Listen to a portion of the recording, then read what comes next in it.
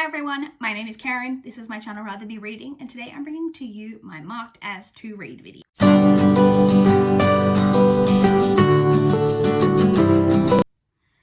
So in case you are new here, my marked as to read videos is a video that I do each month where I talk about all of the books that I was inspired to mark as to read on Goodreads. What the book is, like where it's, what it's about, where I heard about it, why I'm excited to read it. It's not a TBR, it's not an anticipated releases, although I think there are some newer releases in here. It's just a bunch of books that I've heard about that I'm excited to like, you know, eventually read in like 75 million years when I eventually get around to everything on my Goodreads to read list. So I only marked 9 books, which is a pretty reserved number for me. So let's jump straight in and talk about all of the 9 books. So the very first book that I marked as to read wasn't because I like saw it anywhere. It's just a book that I've wanted to read for a really long time. And I just came across it this month and realized that I had never previously marked it as to read. And so I rectified that situation this month. And the book is White is for Witching by Helen Oyeyemi. I don't know the exact plot of this book, if I'm being honest. I just know that it's like gothic horror with like some fantasy elements. I think maybe it's got something to do with like a haunted house. Maybe I might have just made that up. Presumably something to do with maybe a witch. Maybe it's just like the witching out. I don't know. I've heard good things about this book. I've wanted to read it for a long time. It's gothic horror. That's good enough for me.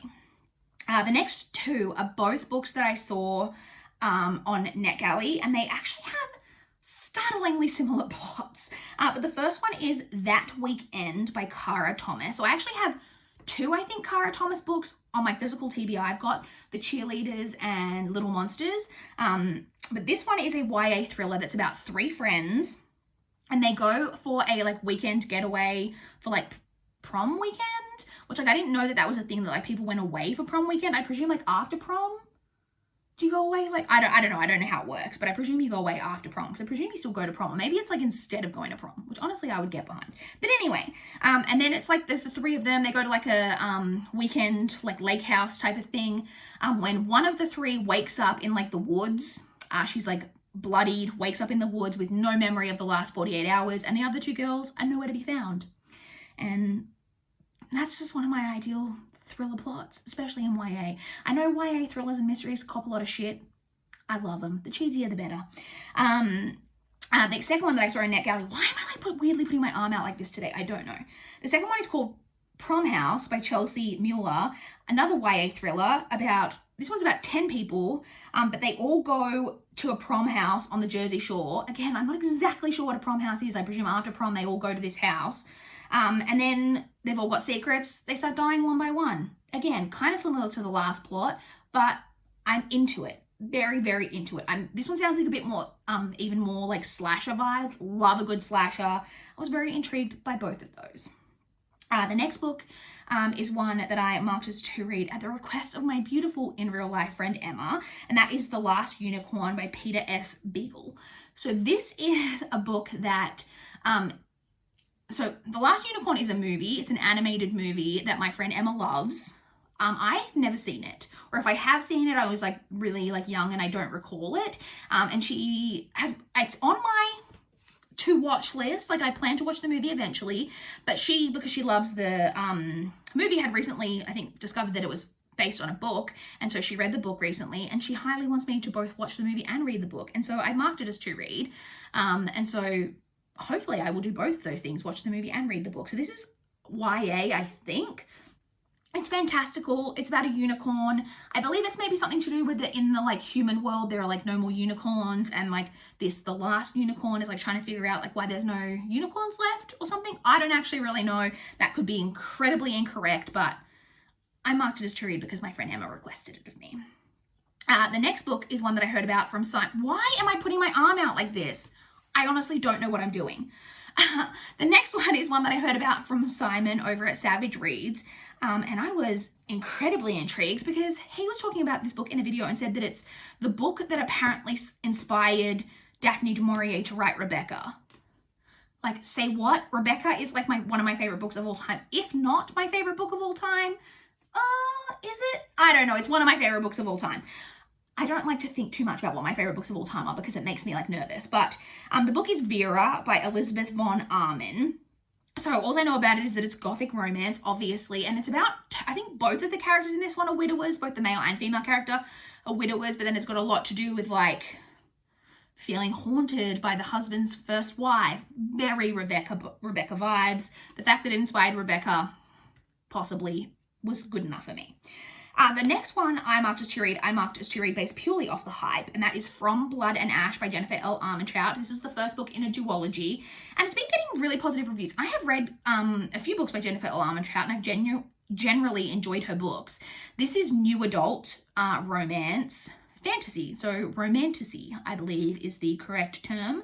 I don't know really anything about the plot, except that apparently it's quite good. I've heard like really positive reviews, and it's supposed to be quite steamy, which honestly I like. And I believe it's just a duology. And the second book is out now, so I'm into reading that at some point. The next one was a book that was recommended to me on Goodreads by my friend Mel from the channel A Little Life of Mel. And that is I don't think she's read, no, she hadn't read it. It was just like she came across it and she knows my reading taste pretty well and was like, this sounds like the type of book that you would enjoy. And that is The Places I've Cried in Public by Holly Bourne. So this is YA. It's about a girl who's really like upset by a breakup that she's had, but I believe maybe the romance was quite toxic. And as a way to get over this romance, she goes to visit all of the places that this guy made her cry, and is like reflecting on their relationship. And it does sound like something I would enjoy. So I marked it as to read. The next book is one that I heard about from Emma over at Drinking by My Shelf. And that is a book called People Like Her by Ellery Lloyd. This one is a thriller.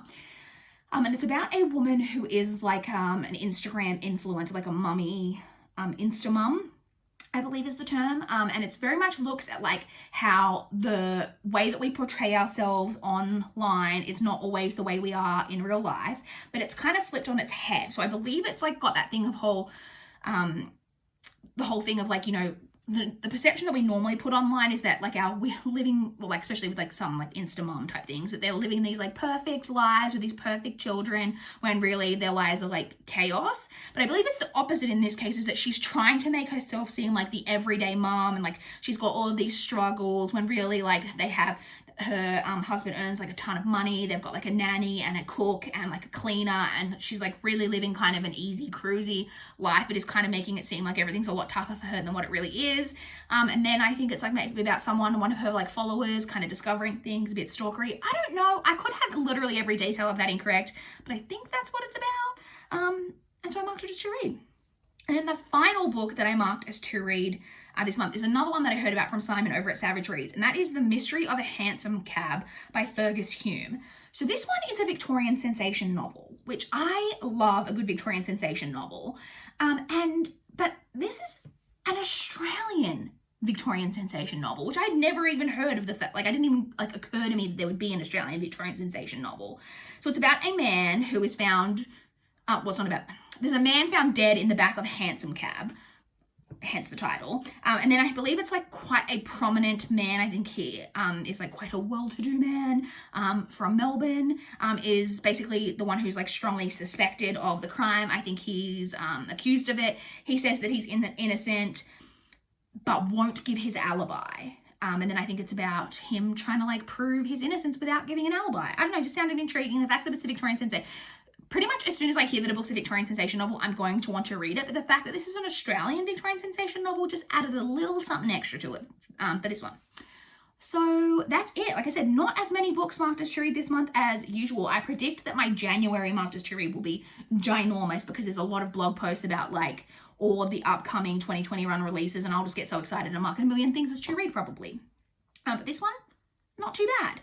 I would love to chat with you guys in the comments down below if you've read any of these books, if you've got any thoughts, or if you want to chat to me about books that you heard about recently that you've been getting excited to mark as to read. If you have any specific recommendations for me, feel free to hit me up in the comments down below. I would love to chat. Please like this video if you liked it. Please subscribe if you want to see more from my channel. That is all I have for this video today. Bye guys!